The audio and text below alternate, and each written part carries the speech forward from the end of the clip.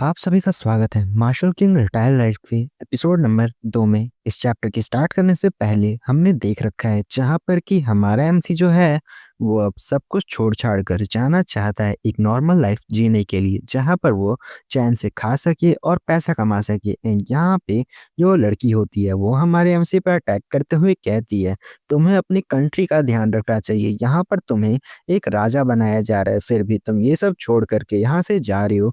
And इसी के साथ वो उस पे लगातार तलवार के साथ हमला कर रही होती है। इसके अटैक उसको लगते-लगते बच रहे होते हैं। हमारा एमसी बहुत ही ज़्यादा ईज़िली उसे डॉज कर रहा होता है। अपने आस-पास मौजूद पेड़-पौधों का यूज़ करते हुए वो अपने आप को बचा रहा होता है। वो लड़की भी बिना रुके लगातार इस पे अटैक कर रही होती है। देखने से ऐसा लग रहा होता है बिना मारे वो इसको छोड़ने ही नहीं वाली है। जिसके बाद वो लड़की कहती है, ऐसे भागने का कोई फ़ायदा नहीं है, लेकिन अगर तुम मेरे को मारोगे तो शायद तुम बच सकते हो। जब हमारा एमसी ये सब सुनता है और कहता है, हाँ, मैं समझ गया। एंड इसी के साथ वो वहीं पर रुक जाता है। पता नहीं क्यों वो हिल नहीं रहा होता। ये सब देख कर के वो शॉक होती है। ये जो तलवार होती है उसके बालों को काटते हुए आगे निकल जाती है। उसके बाल थोड़े से कट गए होते हैं। ये चीज़ देख कर के ये दोनों ही शॉक में होते हैं और शांति से खड़े होते हैं। जिसके बाद वो लड़की पूछती है कि क्या तुमने मुझे डॉज क्यों नहीं किया? मुझे ये बताओ। तुम अचानक से रुक भला क्यों गए थे? हमारा एमसी बताता है कि नहीं, ऐसी कोई बात नहीं है। मैं बस सोच रहा था कि यहाँ पर अगर तुम मुझे चोट पहुँचा देती हो, उसके बाद मैं लीडर नहीं बन पाऊँगा। तुम यहाँ लीडर बन जाओगी और इसके अलावा जो बची हुई लाइफ है, मैं उसे बड़े आराम से गुज़ारूँगा और तुम मेरी सेवा करोगी। ये चीज़ सुन कर के वो लड़की भी शॉक में होती है कि इतनी दूर की कैसे सोच सकता है? वो कहती है, मैं सोच नहीं सकती थी कि तुम इतना दूर का भी सोच पाओगे, लेकिन फिर भी तुम बहुत ज़्यादा पावरफुल हो मेरे ख़्याल से, इसी वजह से तुम बहुत ही ईज़िली मुझे डॉज कर पा रहे थे। अगर हम दोनों की सच में लड़ाई होती भी तो तुम शायद जीत चुके होते। जिसके बाद वो कहता है कि नहीं, ऐसी कोई ख़ास बात नहीं है। ऐसे अगर मैं सोचूँ तो यहाँ पर बहुत सी ऐसी चीज़ें हैं जो मेरे को आती हैं, लेकिन फिर भी ये सब कुछ मेरे मास्टर का किया धरा है। उनका नाम तुम्हें भी पता है और इस दुनिया के अंदर कोई भी ऐसी चीज़ नहीं है जो आराम से हो सके। ये पूरी दुनिया ज़ीरो से लेके शुरू हुई है और यहाँ पर अगर मैं वहाँ पे अपना पैट्रियार्च बन जाता हूँ, तो वहाँ पे मेरे को बहुत दिक्कतें होने वाली है। मैं अपना जो जीवन है, उसे आराम से गुज़ार नहीं पाऊँगा। वो यहाँ पे होने वाली मुसीबतों के बारे में बताता है कि यहाँ सब क्या होगा, फाइटिंग होगी, मेरे को पैसा कम मिलेगा, मेरे को खाने का टाइम नहीं मिलेगा और इसके अलावा वगैरह-वगैरह।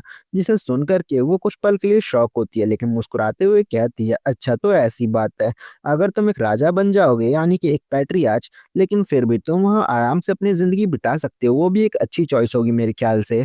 एंड यहाँ हमारा एमसी बताता है कि नहीं, ऐसी कोई ख़ास बात नहीं है, तुम्हें पता है तुम ये सब क्यों कर रहा हूँ? इसके अलावा एक और चीज़ है। वो अपने पास से एक लेटर निकालते हुए कहता है, ये चीज़ देखो। एंड यहाँ वो लड़की शॉक होती है कि क्या ये किस चीज़ का लेटर है? एंड हमें बताया जाता है इसमें उसके एक्सपेंसेस लिखे होते हैं, जैसे कि एक दिन उसने 10,000 लिए, 30,000 लिए, ऐसे करके ढेर सारे पैसे उसने कहीं से ले रखे होते हैं। वो बताता है ये सब कुछ किसी एक पर्सन ने ले रखा है, जो पिछला पैट्रियार्च है उसने। एंड ये चीज़ देख कर के वो लड़की भी शॉक होती है एंड हमारा एमसी उसे बताता है, इससे पहले भी मैंने अपने मास्टर की पोज़ीशन ले रखी थी, जबकि जो मेरा मास्टर था उसने ढेर सारा जो कर्ज़ा है वो भी ले रखा था, जिसके बाद मुझे बहुत सी दिक्कतों का सामना करना पड़ा उस सारे कर्ज़े को उतारने के लिए। वो कर्ज़ा इतना ज़्यादा बड़ा था कि मैं पूरी ज़िंदगी इसमें बिता सकता था, लेकिन जैसे-तैसे मैंने उसे निपटा दिया।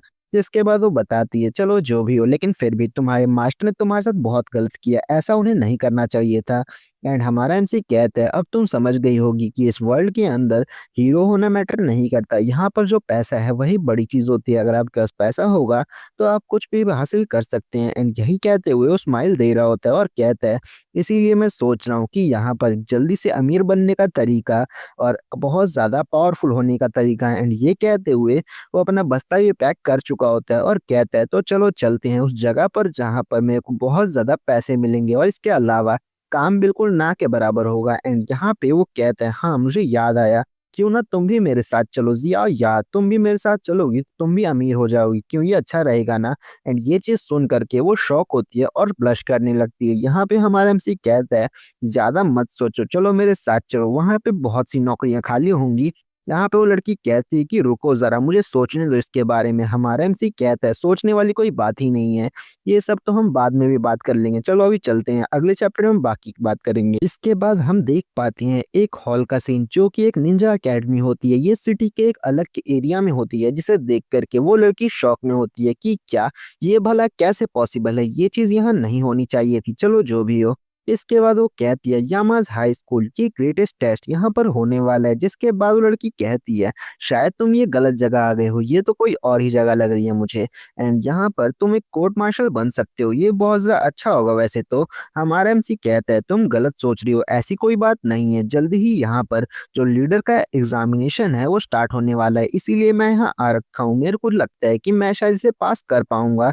एंड ये चीज़ सुन के वो शौक होती है। हमारा एमसी बताता है मैं यहाँ कई दिनों से नज़र रख रहा था। इसके अलावा एक्चुअली बात ये है कि यहाँ पर जो यामास की पोजीशन है वो बहुत ज़्यादा हाई थी। उस टाइम पे उनको अच्छा खासा पैसा भी दिया जाता था और खाना भी दिया जाता था।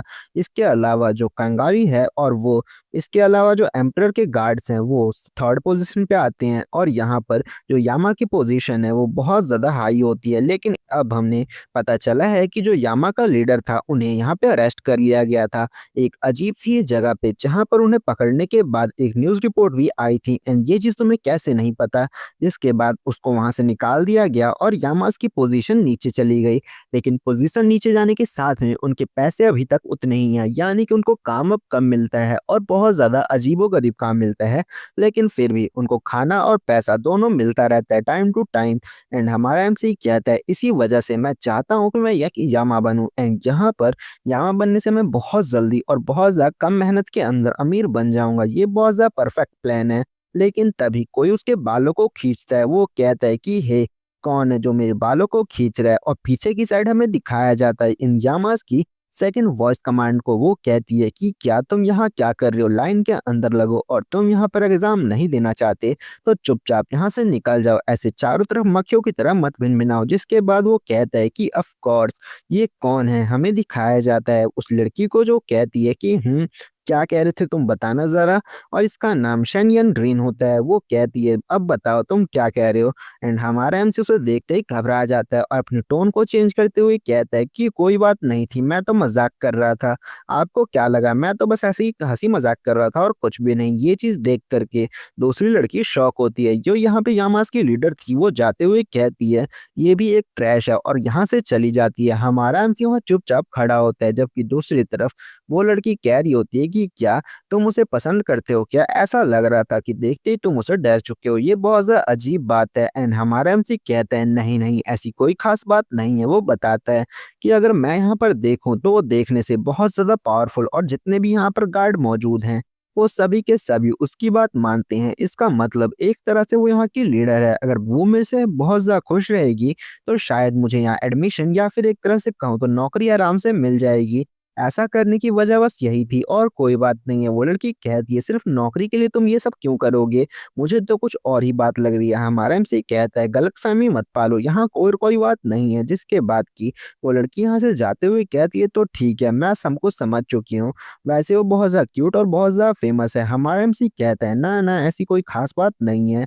एंड वो लड़की अभी भी शक कर रही होती है। हमारा एमसी कहता है कि नहीं ऐसी बात नहीं है। वो लड़की अभी भी इसे देखते ही हुए अजीब से मुंह बना रही होती है। सीन यहाँ से कट होता है। यहाँ पे जो गवर्नमेंट रूम है वहाँ का सीन दिखाया जाता है। वो लड़की अभी भी एक पत्र को पढ़ रही होती है। वो गुस्से में कहती है कि क्या ये लेटर कब आया था, मुझे ये बताओ। एंड पत्र को फाड़ते हुए कहती है कि तुम्हें पता भी है कि यहाँ पर जो यामास का एम्परर है वो यहाँ पे क्या कर रहा है, उसने यहाँ पे कब भेजा था। वो पीछे खड़ा गार्ड कहता है मिस्टर प्लीज पहले शांत हो जाइए। वो पूछती है कि मुझे ये बताओ ये चीज तुम्हें कब मिली थी और तुम मुझे कब दे रहे हो। एंड यहाँ पे जो गार्ड है वो बहुत ज्यादा डर चुका होता है। वो बताता है इस चीज को मिले हुए 3 दिन हो चुके हैं लेकिन फिर भी आप बहुत ज्यादा बिजी थी इसी वजह से मैं इसे दे नहीं पाया। वो गुस्से में जाकर के एक तरफ खड़ी हो जाती है और कहती है कि क्या 3 दिन हो चुके हैं और तुम मुझे ये अब दे रहे हो। एंड इसी के साथ में ही वो उसका गला पकड़ते हुए कहती है, तुम्हें पता भी है कि तुमने क्या किया है? अगर 3 दिन बीत चुके हैं, यहाँ पे अब बहुत सी प्रॉब्लमें हो सकती हैं, कितनी सारी फैमिली आई है यहाँ पे,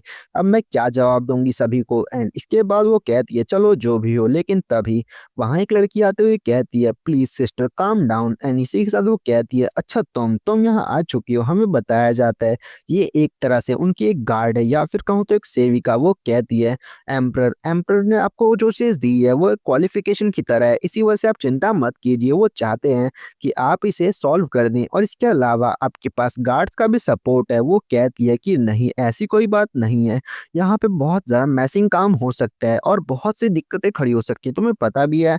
एंड इसी के साथ में वो कहती है, चलो जो भी हो इस चीज़ को इग्नोर करते हैं, फिलहाल के लिए मेरे पास एक चीज़ है, जाओ उस लोकेशन पे और जो भी तुम्हें गड़बड़ लगे उसके बारे में मुझे बता देना। ये चीज़ सुन करके वो लड़की शॉक होती है और कहती है कि क्या, मैं वहाँ क्यों जाऊँगी? मुझे लोगों से बहुत ज़्यादा डर लगता है। इसी के साथ वो लड़की कहती है, अच्छा तो ठीक है, अब तो तुम ही जाओगी और कोई नहीं जाने वाला, जाओ और जल्दी से पता करो, अगर तुम ये चीज़ नहीं पता करोगी तो कौन पता करेगा? जिसके बाद कि वो गार्ड कहती है कि हाँ ठीक है। एंड यहाँ पे वो लड़की आते हुए कहती है, जोर से बोलो। एंड वो कहती है, हाँ ठीक है।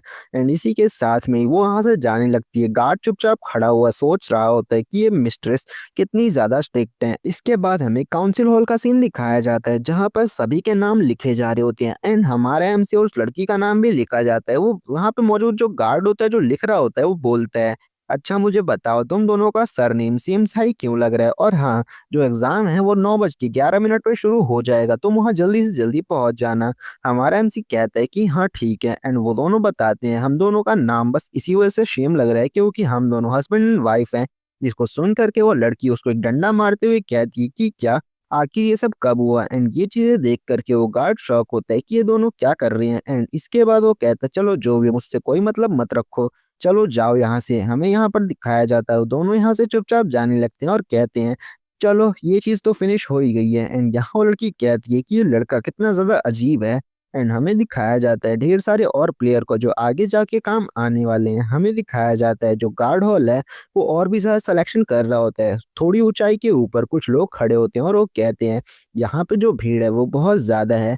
हमें दिखाया जाता है एक लेडी को जो कैरी होती है यहाँ पे। अब जल्दी ही बहुत ज़्यादा तगड़ी लड़ाई होने वाली है। 2 गार्ड्स यहाँ खड़े होते हैं जो एक तरह से इविल मैन लग रहे होते हैं। वो कहते हैं, एग्ज़ाम जल्दी ही शुरू होने वाला है। और इसी के साथ ये स्टोरी यहीं पर ख़त्म हो जाती है। तो हम मिलते हैं अब अगले चैप्टर में। तब तक के लिएあらあら、さようなら。